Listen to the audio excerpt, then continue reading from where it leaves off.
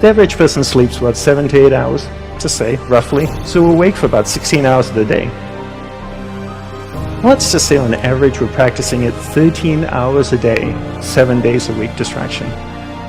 And then you wonder why you're so good at it. That's the law of practice. The law of practice is that we become good at whatever it is we practice. Whether it's positive or negative, it doesn't matter. If you practice something over and over and over again, you become really good at it. And that's why people are so good at distraction, because it's what they practice.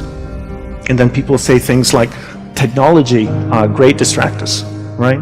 Smartphones. Oh, I have this thing so distracting, my smartphone. The internet. Are they distractors?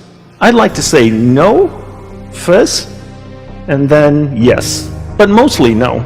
Technology in itself is not a bad thing. It's actually a beautiful thing, as long as we're in charge of it.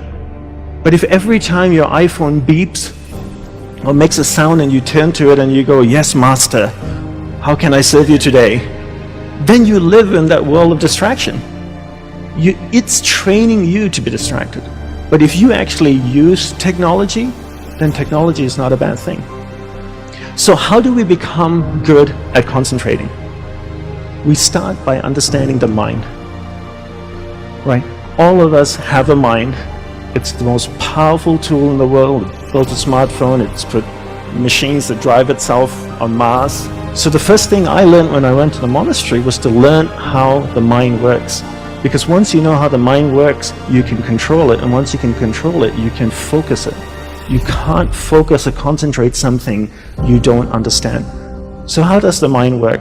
From the monk's perspective, from the monk's experience of the mind, there are two things that you need to understand. One is there's awareness, and one is the mind. So I'll take a few moments to explain this to you and share what they are. So imagine awareness as a glowing ball of light, like an orb that can float around. Okay, so that's awareness. Now imagine your mind as a vast space, vast area with many different sections within it. One area of the mind is anger, jealousy, food, sex, happiness, joy, science, art. And this glowing ball of light called awareness can travel within the mind, and it can go to any area of the mind it wants to go to. And when it goes to a particular area of the mind, it lights up that area. When it lights up that area of the mind, you become conscious of it. And this is what happens all day. We allow people and things around us to take awareness from one area of the mind to another all day long, from the time we wake up. And therefore, we become distracted. So to be concentrated is to be able to keep your awareness on one thing for an extended period of time. How do we practice this?